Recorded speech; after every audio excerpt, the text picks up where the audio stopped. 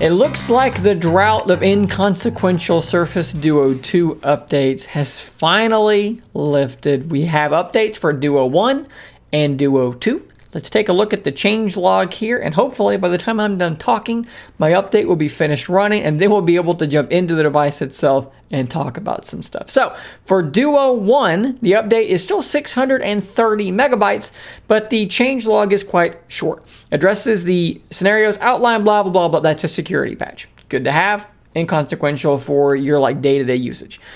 The other bit, though, improves device stability. That's vague, that's broad, that can mean any number of things. But the fact that it is a 630 megabyte download indicates that it's, might be something somewhat significant. Going to be harder to spot those changes, though. For Duo 2, we have a lot more to talk about. Addresses scenarios outlined in the blah, blah, blah, blah, blah security patch. New Duo 2 features. Glance bar shows notifications for third-party conversation apps. Perhaps we're talking about WhatsApp, Telegram, Facebook Messenger, Discord. I don't know. But basically, the hope here is that when you get a message from one of those other applications, it's going to show up on your glance bar. I literally never use the glance bar at all. I have a smartwatch. I don't really look at it. Maybe it'd be cool if all your notifications showed up on the glance bar. Maybe that's too much. I don't know. We're going to look at that in a minute. Haptic feedback in the camera app settings. Not really sure what that means. Does that mean the shutter button makes the phone vibrate or something? I don't know. We're going to look at that in a minute as well. Slim Pin 2 automatic firmware update when paired via Bluetooth. So you got your Slim Pin 2 paired to your Duo 2. It's going to be able to automatically update your firmware. That's a cool thing. Here's a cool one, too, about the Slim Pin. We need more Slim Pin features. Well, here's another one. Automatic pairing of Slim Pin 2 when eking on either screen. So you've bought your new Slim Pin. You don't even have to do anything to pair it. You just start writing, and it's evidently, if the firmware is updated sufficiently, it's just going to automatically pair. That's intuitive. That's really cool.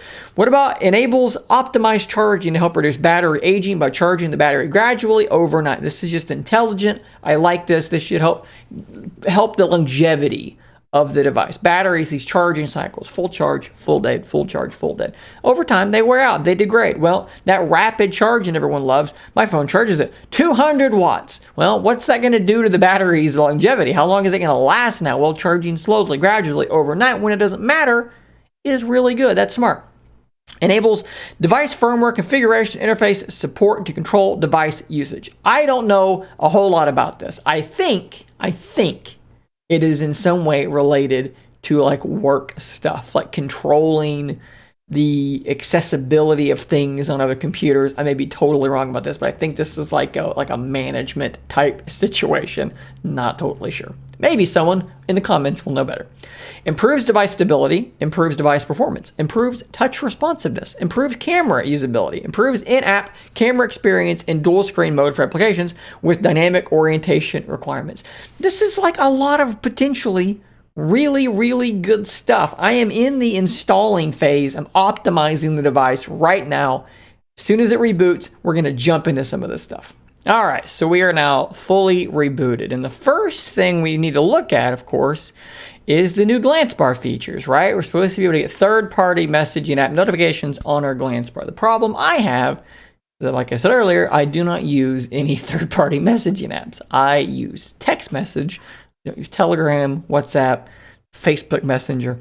I don't use any of these things. The only thing I use is Discord, and I've sent myself a message on Discord through my wife's account, and I did not get anything on my glance bar. I have a notification. Discord evidently does not count as a third-party application. Don't know what's going on there, but at least Discord is not working for me. Luckily, though, Zach over at Windows Central just tweeted this image. So there you go, WhatsApp, Facebook Messenger, Snapchat. It looks like Teams there as well. So you can see those. I don't see Discord on there. So perhaps Discord just does not work. If you've gotten Discord to work, or maybe you've tested it too, drop a comment down below. We'll figure this mystery out. Let's talk about the haptic feedback in the camera app. Now, this is another kind of weird one, because when I jump into the camera app and I go to my settings, I do see haptic feedback, and there's this little icon of a vibrating Surface Duo, but I don't know where I'm meant to feel these haptic vibrations happening, because they don't happen when I take a photo. They don't happen when I zoom in or out. They don't happen when I change lenses. They don't happen when I rotate the thing around. They don't happen when I change between these different things. I don't know where I'm meant to be feeling haptic feedback at all. Maybe it's something over here. Does any of this, none of that vibrates? I have no idea where I'm meant to be feeling haptic feedback, but that's not to say that there's not good news with the camera, because the camera app once again feels like it is performing even better than before. All right, we have closed all apps. I'm just using the screen recorder here on my Surface Duo, so let's kind of demonstrate how I think the camera app actually has been improved, perhaps kind of significantly. So let's launch the camera app now. That's pretty quick, okay? So one of the things that Duo 2 still has some issues with for me is the occasional shutter lag, in particular when you're looking at stuff that's bright or dark and things like that. So let's first just snap a picture over here, and you'll see that shutter lag is pretty much gone. Let's go over to the corner. Any lag, any lag, any lag, any lag. Let's go to my leg. Any lag there, any lag there.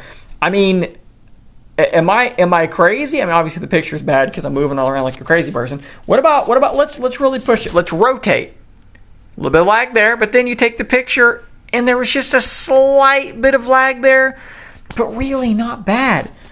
I might be crazy here, guys, but I think they've improved the camera fairly significantly. Now I'm going to need to do some more camera testing. Perhaps this is an excuse to do a whole video about the camera on Surface Duo again. A whole plethora of tests on the Surface Duo 2 camera. Night mode, low light, all these sorts of things. Probably going to happen in the next day or so. But from this first cursory glance, this camera feels absolutely fantastic now.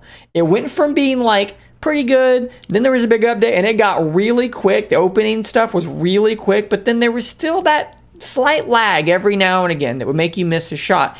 From that right there, I'm gonna need more testing, right? So pinch of salt with this, but from that, is that bit of lag just gone now? I think that is entirely possible. More testing coming, video coming as well. Let's look at the rest of the changelog here though. So unfortunately, I do not own a Slim Pen 2. I'm trying to highlight text on an image. I've lost my mind with excitement. I don't own a Slim Pen 2, so I can't test either one of these things, but assuming that that's a thing. The slow charging. That's another thing that you're probably not going to notice. You're just going to hopefully notice your phone is alive in 3 years when maybe the battery would have been degrading before then. The DFCI stuff, not in the enterprise world, so not going to be able to test that either. But device stability, performance, responsiveness, usability, and then we can check out. There's one app that I use to scan barcodes to earn points. I've not actually used it in a while, but the camera was super weird in that app. So let's actually jump over to that app and see if it's fixed. No, it is definitely not fixed.